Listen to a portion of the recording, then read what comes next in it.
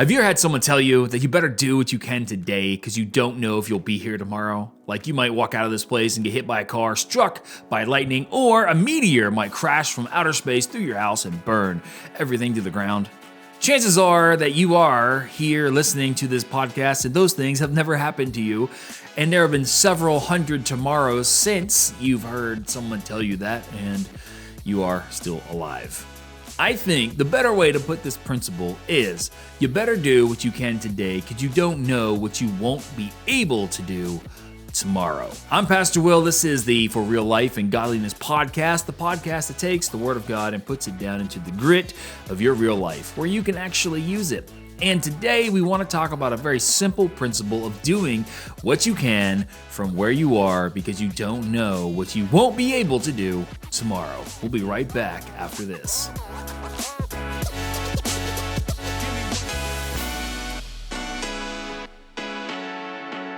Now, generally speaking, this principle is taken from James chapter 4, 13 and through 15, which essentially says, we go around making all our plans for the next year. We're going to do this, that, go to this city, sell, buy, gain, make money. And so there's a very earthly, carnal mindset where it's all about what I'm going to do and how I'm going to accomplish things. And he says that you don't even know what's going to happen tomorrow. He says your life is like a vapor, it's like a steam coming off your coffee cup where it just kind of appears for a little while and then it vanishes into nothingness. And he says you ought to say, if the Lord will, we shall live and do this and that. And basically he is saying, he is telling us the principle of Proverbs chapter 3, verse 6, where it says, acknowledge God in all your ways, which means that every single thing I do, I'm acknowledging the fact that it is because of the grace of God that I am even there in the first place, and that everything I do is tied to that. And then it goes back to our first podcast that says that we need to do all things for the glory of God as well, right? So those two things are kind of there. But the overarching argument is always that you better do what you can today because you may not be here tomorrow. Your life might end tomorrow in some catastrophic event. And that my problem with this is that it is only ever seen in the most dramatic way possible, as I said, in life or death situations, where it's, you're going to die tomorrow, so you better do everything you can today. And if you were to take that principle extremely literally, you would be running around every day trying to do all kinds of stuff that you have no business doing on that day. See, the reality is most of us will live to see tomorrow. I know that sounds kind of brash, it sounds kind of prideful and things like that, but it's not. It is reality. The reality is that most of us will survive to see tomorrow because that is part of God's plan for us in our lives. And when we start trying to cram every single important thing into some short window of time because we really believe we might die tomorrow, we start taking things out of time, out of place, out of where they belong. And that's an extreme case, obviously. But if you were to follow the logic all the way to its inevitable end, that would be what you would do. You would run around like a chicken with its head cut off, or like a crazy person if you don't get that reference.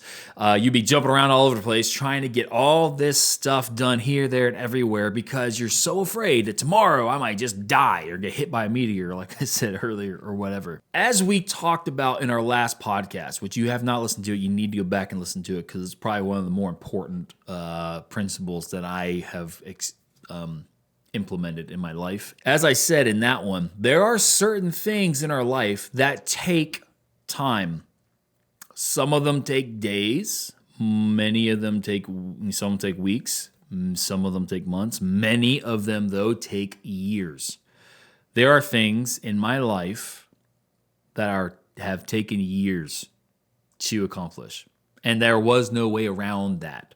It was always going to take years, even if I was the best student of what the Holy Spirit was trying to teach me, even if I was doing everything exactly as I was supposed to do. And even right now, there are certain things that I, at least at my point, feel like I get it. I'm like, God, I know this. I know what you're saying. I know what you're doing. I can see it happening. I can watch it happen. And yet, just knowing what's going on and what you're learning and what you're trying to be taught and what you should be doing doesn't always change the timeline. God doesn't just hurry it up. You might be the kid in class who got his test done, 20 minutes early, but you still got to sit there while the rest of the class is, kind of coming up. And I don't know if that's a good illustration, but, and there are certain things that just take time, and there's no way around it. There are certain things that require time to pass, and you will not be able to do all of the important things you need to do in one day. And to think that you can do that is going to cause a massive amount of anxiety and nervousness and feeling of failure to overwhelm your life. And we want to talk about real life here. We want to talk about the progression of time that, normally speaking, yes, we could vanish tomorrow. We could get hit by lightning, hit by a truck, or get some kind of diagnosis that we didn't want. Obviously, we understand that, but the normal progression of life, even as you look in the Bible, things continue on much as they have as far as us existing is concerned, or living, I should say, is concerned. But what doesn't continue, in I think pretty much any instance, is the same value of time and opportunities. And we can miss huge opportunities and time periods that we should be utilizing for good, and waste them while we wait on the bigger, more important things that are coming later, or trying to fast forward through where we are. And this is not just a spiritual thing, it's in life, it's all over the place. And I'm going to give you kind of an example of this in my own life, a story that hopefully illustrates it. You may not get it, but we're gonna shoot our shot at least. So if you guys remember, I think I said this at some podcast, I think the first one, that I was a bivocational pastor in Florida for years, 8 years, I think it was, if I remember, I count up all the times correctly. And in that period of time, obviously, as a bivocational person, I had to go to work, provide for my family, do all the things that men are supposed to do to be a manly man, and go to work and with his hands and make things happen, right? And so that's what I did. I went to work for a company as a contractor, Florida Certified Contractors, on the first coast of Florida, as we lived there in St. Augustine, and we worked around that area. But the first job I ever had for them was painting the soffits. If you don't know what a soffit is, it's like the horizontal part of the bottom side of the roof where it hangs over. That part that's underneath, you guys who listening to podcasts can't see my hand motions right now, but the roof comes down, and underneath, between the vertical side of the house and underneath of the roof, that would be called a soffit. And then if there's a vertical piece going up meeting the roof, that would be the fascia. So those two pieces are generally white. And so I was given the task to paint the soffit and fascia of a 3-story to 4-story set of buildings. So they all were 3 to 4 stories. What this required was me lugging around a 32-foot extension ladder and a bucket of paint and a little roller for weeks. Okay, this is a long period of time. When you begin to do this, you begin to realize quickly that you need to cover a large amount of area in a short amount of time, and you need to move your ladder as little as possible. What that means is that if I were to paint a certain section and get down and move my ladder too far, and get back up and not be able to reach back as far as I needed to, I would have to reset up my ladder and go back and do it again. And because of the way the ground is and bushes and, just the obstacles of life, if you want to put it in a philosophical sense, there's always something different at the bottom, and you can't always put your ladder where you want to put it at. So what you have to learn to do is that when you are on top of the ladder, your ladder's set, and you have your paint and your brush, you have to reach as far to the left and to the right as you possibly can, so that when you get down, move your ladder, no matter where your ladder will land at the next time you set it up, you are able to still reach where you were. Otherwise, you're going to have gaps in your paint. And if you did that, and my boss were to show up and I had gaps in my paint because I set my ladder up and I just didn't feel like going back and doing it, I would have to eventually go back and do it. If I missed a spot after I got back down to the ground, I would have to move my ladder back somewhere in the middle of the two places I was, climb all the way back up and paint, even if it was only a 3-inch piece, a little strip I just barely missed, because I did not reach as far right or as far left as I possibly could when I had the opportunity to do it. I have to get back up there and fix it, because that's just what you have to do. You may think, well, that doesn't really apply to me. I'm not painting soffits. Well, understand the concept here. Remember, we're talking about doing what you can from where you are, because you don't know what you won't be able to do later. Okay, that's the principle we're talking about. It's not that I'm going to be dead or I'm going to die, but I may lose the ability, the position, the opportunity to do certain things later on. Okay. Or you're going to have to go backwards when you should be in a promoted state. And when you get to that point, God's going to pull you backwards, or even life will pull you backwards and make you walk back and fix things that you didn't do right in the first place because you didn't take opportunities when you had them. Okay, so that's the concept we're talking about here. As I'm going to expand this and I'm going to bring it into your life here in a second. The second place where this began to show up in my life then as a contractor was when I would set up and I was working on something, and say I get to the end of the day, it's 4 or 5 o'clock, and I have about 30 minutes worth of work left to do. A lot of guys, and I would get on to people about this all the time when I became a project manager and a supervisor.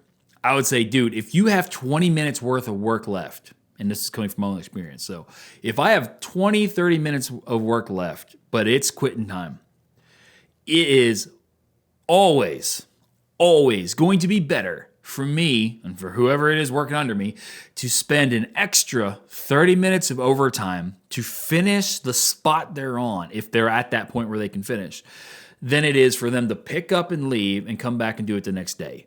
A lot of people who don't think the proper way think, well, it's the same difference. If I do it 30 minutes today, 30 minutes in the morning, right?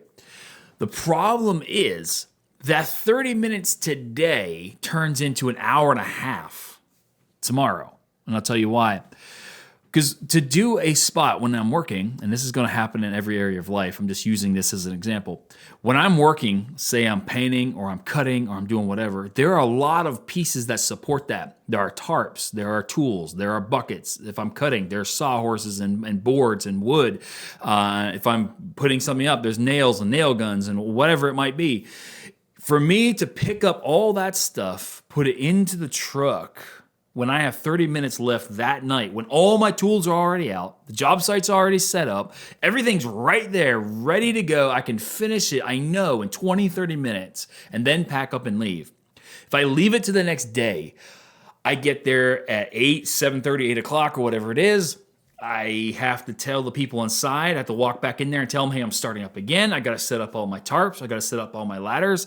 I got to get the ladders off the truck first. I got to get the material off the truck, the tools off the truck, the nails, the painting, or whatever I'm doing.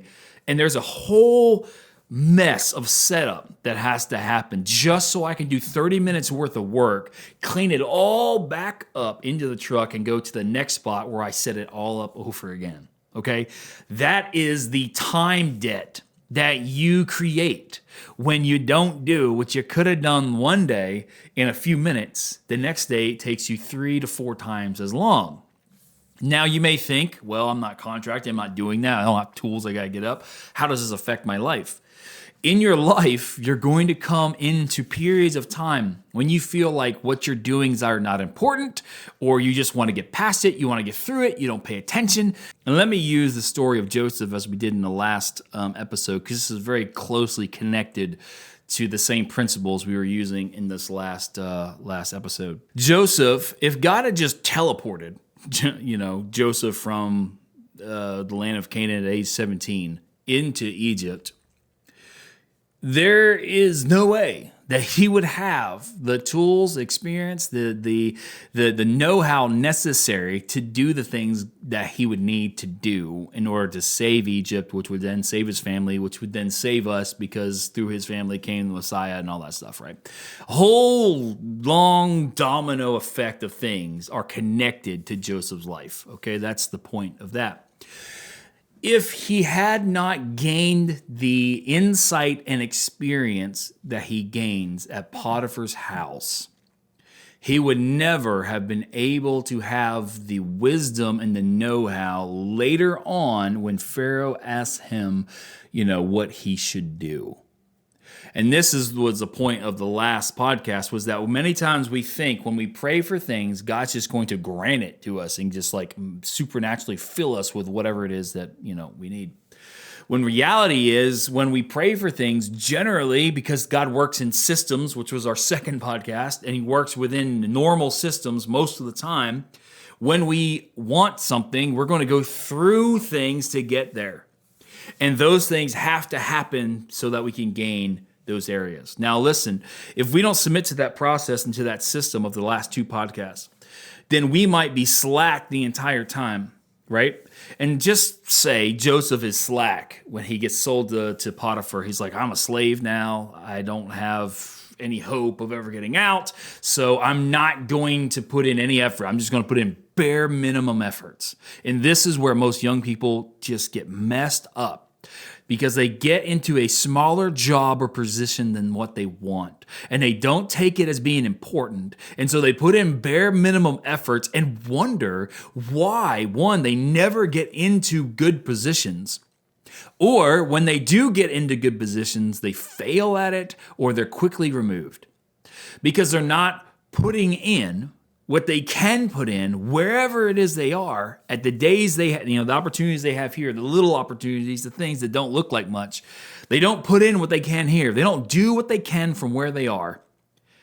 And when they get to tomorrow, they don't have the expertise to do that job, and they can't just go back and fix those things. Okay. You do what you can today because you don't know what you won't be able to do tomorrow. When someone calls you up, and they ask your opinion on something, and you haven't spent time and study here in the darkness, as we talked about in our last podcast, training in the darkness, doing things when no one sees you. When someone does call you up and ask you, like Joseph and Pharaoh, and if you haven't been putting in the work in the places that you can do stuff, in the small things, and not reaching as far as you can before you take the next step, right? You're not reaching as far over. Remember my example of painting, where I had to reach as far across the soffit as I could so that when I moved to the next step, I had covered as much ground as possible so that my next step was set up as best as it possibly could be. And when we don't take the small opportunities where we have all this stuff that we can do, even though we may not be where we want to be, right? I didn't want to be on a 32-foot ladder painting soffits. But if I hadn't done that and learned that lesson there, which then transferred to the next lesson, which we just said of my job site setup, which then transferred to how I ran job sites when I became a project manager and how I managed the people under me who were doing what I used to do, right? Each step progressed because I learned a lesson here, which was so simple. It's just I'm on a ladder. I don't want to move my ladder 1,000 times, so I'm going to reach as far as I can and do what I can so the next step is bigger and better, right? It was a stupid little thing and the dumbest job I could ever possibly have. It was dangerous. It was stupid. I hated it. And yet it was that little job that translates and scaled upward through my own job sites, through when I ran multiple job sites. And it just scaled up. But you have to learn to do what you can from where you are first. Learn all you can where you are, experience all you can where you are, even if the place you are is horrible. Like I've had some bad jobs. I've worked for some horrible people. In fact, just to add to this idea, hopefully I'm making sense. I know I'm getting a little passionate here, but this has really changed my life. So I want you to kind of understand where I'm coming from. So even back farther than the first job I had for FCC, I worked for this other old guy, but this guy was like the worst person that I've ever worked for in my entire life. He was drunk every day. He cursed, he swore, and when he found out I was a Christian, he had certain swear words he would use more than others, and he just was a terrible, terrible person to work under. Just think about the worst framer you've ever known and just multiply that by 10, if you know anything about construction. And that's just what he was. He was just a gnarly old man. He was always drunk. He was always cursing, throwing tools, blaming you, threatening me. Just horrible person to work around. But in that job, I was exposed to all of the different types of construction and contracting. I was exposed to stucco work. I was exposed to drywall work. I was exposed to HVAC, to electrical, to roofing, to building porches, to clearing land, and all these other things. I was helping him like remodel this house that was in the middle of nowhere, and we were doing them more or less off the books. Nobody knew what was happening, so it wasn't. I had to relearn some of those things, but it introduced me to the concepts of all of those things. And it was because of the 6 months that I hated my life working for that old guy. It was that experience, though, that allowed me to begin to work for FCC later. It was the only reason why that guy hired me, was because I had those 6 months of experience here where I hated my life, where I questioned what I was doing. I wanted to go home. I didn't want to do this anymore. I shouldn't have to take this and whatever. Whoops. But it was all of that because I did what I could there and learned all I could from that guy, even though I hated it. I hated it. I cannot overstate how much I hated my life working under that guy. Yet it was in that period of time that I learned the things that was introduced that got me into FCC. When I started to work at FCC, there were things like I just said with that painting soffit thing, which is such a small, another horrible job, but not as bad as the last one. And I learned there that I applied later when I got my own truck and I got sent out on my own jobs. And then it expanded into that. I did what I could where I was at. If it was a little bit more, and though I didn't have to do it, it was quitting time already, I would just do it because I was there and I could do it easily. And then it translated into how I ran job sites. And I never missed deadlines on my jobs. I always did them before deadlines came up. I always did them, or most of the time I did them within budgets. Like I was on point, not because I just had this magical filling of wisdom out of nowhere somewhere, but because I learned and did things back here when it didn't look like it even mattered. When I was working for that old guy, I had no even hopes of myself of becoming what I would become in the future. And I will say that almost everything I know about leadership came from that job at FCC. So not only did this old man kick me off into the life of contracting and enabling me over time to become the supervisor and then project manager that I would become, who was able to run multiple sites in multiple cities, hours away from each other with, 20, 30 different subcontractors connected to those things.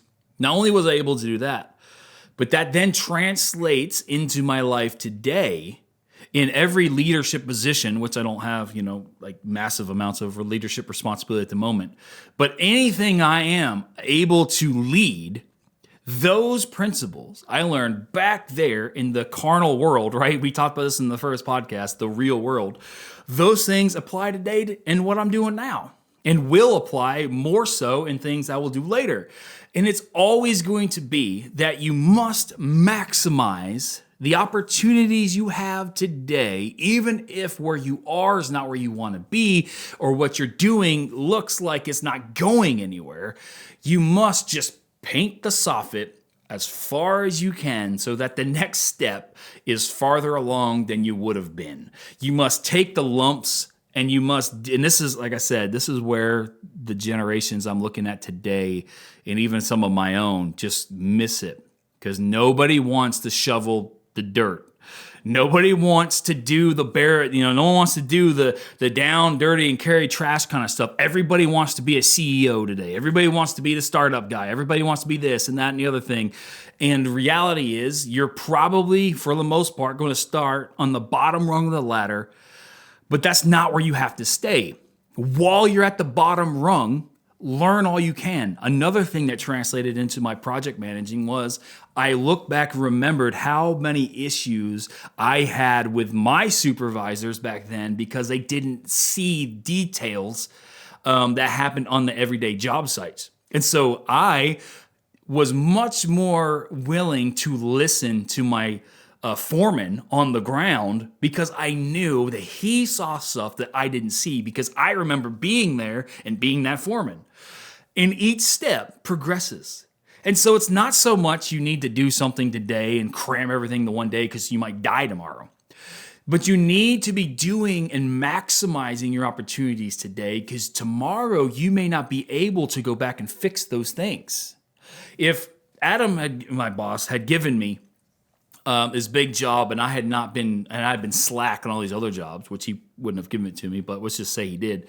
And I was slack on all these other jobs and then he finally gives me his big leadership position. I wouldn't know what to do because I would still be living like I used to live back here where I would slack off, right? And then inevitably that job would fail and he would take me out of that position. Let's just put it this way in this story of Joseph. If Joseph had gone to Potiphar's house, as we said, and he just slacked off there, he went to the prison, he slacked off because he said, well, I'm a slave. Why should I try to work hard? Why should I try to maximize my life right now? I'm a slave. That's probably all I'll ever be. And then especially when he gets sold or put into jail, he's got to think, man, not only am I a slave in a place I don't know with people who don't like me, but now I'm in prison for doing nothing. Why should I keep trying? Why should I do anything? Why should I trust God? Why should I do anything with my position here? And just imagine he slacks off for the entire 13 years between the vision he was given and the victory of the throne that would come later, right? And just think that all things being equal, God just puts him in the throne anyways. Like even though he had to do those things to get to where he's going, let's just mark that off and say that he slacks off for 13 years. God still puts him in front of Pharaoh, and Pharaoh asks him what to do. Do you think that Joseph would have known what to do? Do you think that he would have been able to advise Pharaoh properly? As I said earlier, we think these things are just given to us magically, but it was the 13 years of time he spent learning how to manage Potiphar's fortune, because he was a rich dude. He managed personnel, he managed fields, he managed crops. It says that Potiphar didn't even know what he ate. Everything that happened in Potiphar's house was done by Joseph. That's where he learned to be the manager, the steward, the ruler really was there. And he carried it into an even smaller place of the prison, another place where he was even less visible than he was over here in Potiphar's house. And yet he continues to do what he knows is right. He continues to become a better steward, a better ruler, to the point that the jailer doesn't even run the jail. He just says, here, Joseph, you run everything. I'm just going to go on vacation, or I guess. I don't know what the jailer was doing. He was slack, right? The jailer was slack, but Joseph was not. And then the day happens and Joseph gets, taken up, and he knows exactly what to do, not because God gives it to him in that moment, but because God gave it to him over 13 years of time. And he did what he could where he was. But if he had not done it in the 13 years prior, he would not have been able to just go back and fix that lapse, that lack he had in wisdom and understanding and experience within a few seconds when Pharaoh asks him. And imagine Pharaoh asking him, what should we do? And Joseph's just like, I don't know. I have no idea. I don't know how to do this.